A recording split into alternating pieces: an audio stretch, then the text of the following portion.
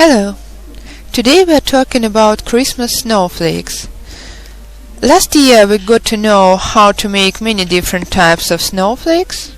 Today I'd like to continue this topic and based on one of the varieties of snowflakes to make a Christmas panel picture of bigger or smaller size.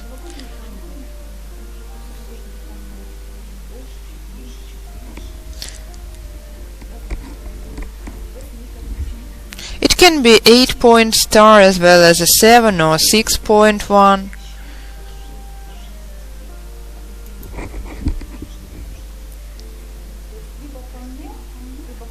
It can be used either as a panel picture or just as decoration for a Christmas tree, or it can be as well used as a label for a big article at some fair, for example, Christmas fair. So these are a few ideas how you can use a snowflake like this, and I'd like to share a few possible ways of making it with you.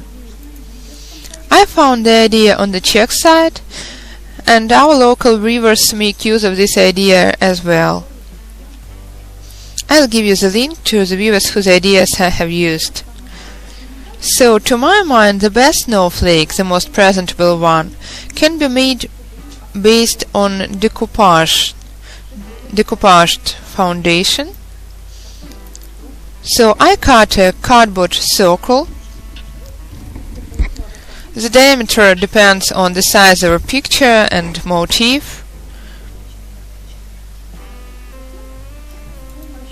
Then, with the help of plastic food wrap, I make such work pieces rather fast. It takes me about a quarter of an hour.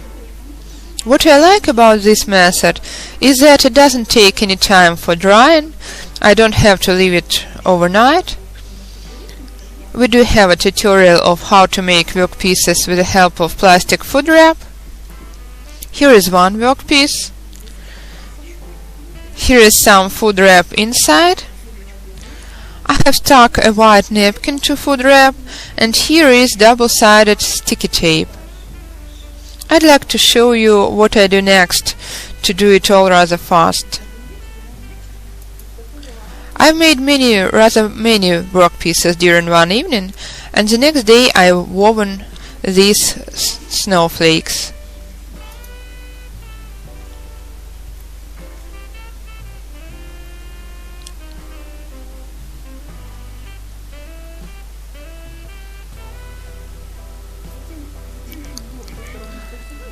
I stick double-sided sticky tape to one side as well as to the adjoining side.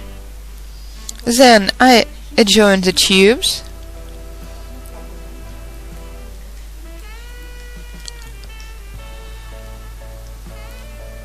Try to keep the intervals equal. There are 8 tips sticking, so this will be an 8-point star or snowflake. I'm peeling skin off double-sided sticky tape.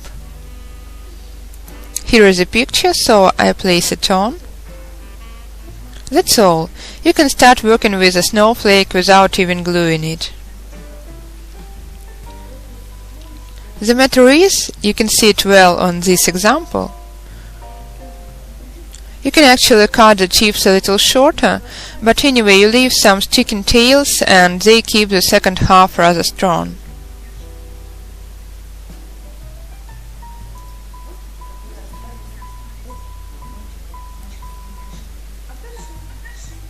Then we do the following steps.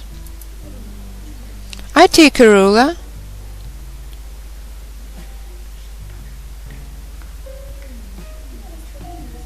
and at an about 1-inch distance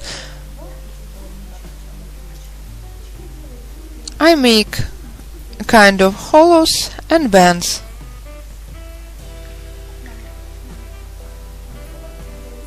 You can make marks with a pen, but they leave traces, so I prefer bending. We are making a kind of spider, bending towards the opposite side from the picture. And this way up to the end, making bends at equal distances. You can use short remainders of tubes because they will be cut afterwards anyway. So I indent an inch and bend. Mark and bend. And this way up to the end. So we've got a kind of spider like this. I cut its pores a little to make working with it easier. As a result, we get a spider like this. And continue weaving like we do when making a snowflake. I have moistened the tubes. I've done without wrapping them because there is not much to weave here. So continue like this.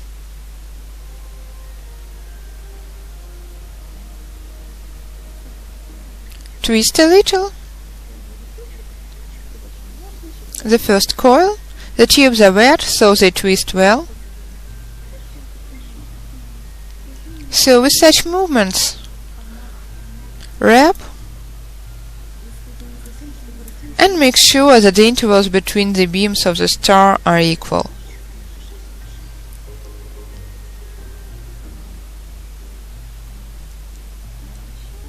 Lengthen the tube and continue this way up to the end of the row.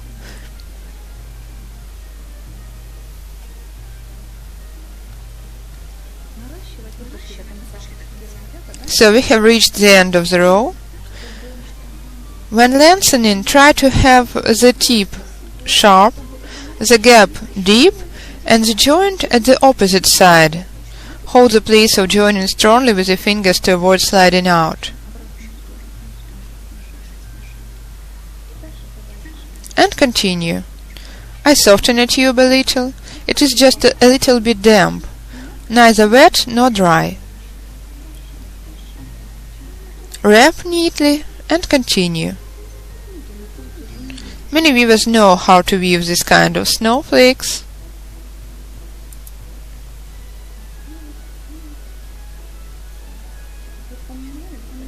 I believe one can use it as a panel picture or as a label.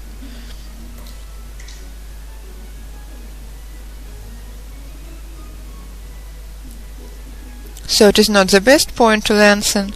It wouldn't look nice this way. So let's go back instead of saving the tubes. Make a very sharp angle.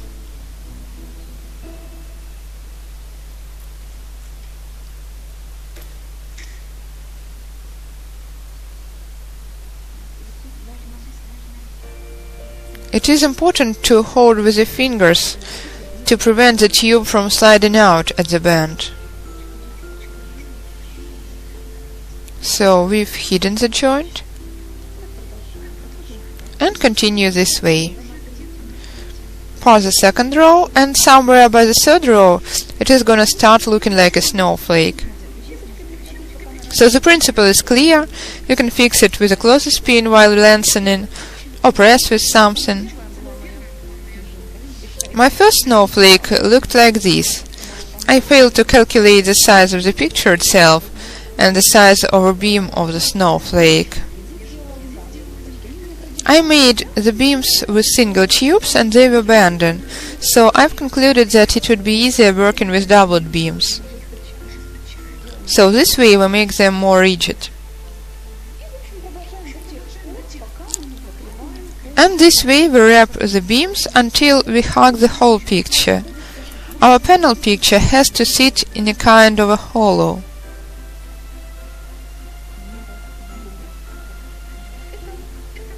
This was the first possible variety of a snowflake.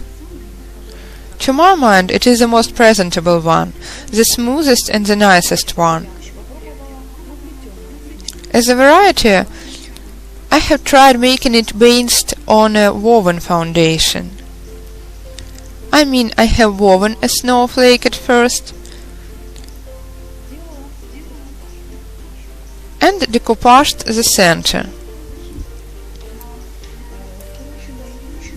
As well, I've tried decoupaging a rolled pancake. Do you remember the way we make the plates, rolling a kind of a pancake? I have primed a pancake a little and decoupaged it. I have stuck a cardboard circle to the opposite side. As a possible variety, you can use a base like this as well. It is up to you to choose the one you like most of all. I've also tried weaving a snowflake with blend tubes, blue and white ones. This is just a foundation. It is covered with neither school glue nor varnish yet. I believe it will start shining when varnished. A small snowflake like this, a woven foundation and decoupage. Such a little snowflake. This one has been woven in the technique of printed cotton in order to get it thinner, and there are only 3 coils round. So there can be plenty of possible varieties. If you want to emphasize a snowflake, make a bigger frame. If you'd like it more airy, you can make 3 or 4 coils and that's enough. The thing is, the tubes used are the smaller and more airy the snowflake is.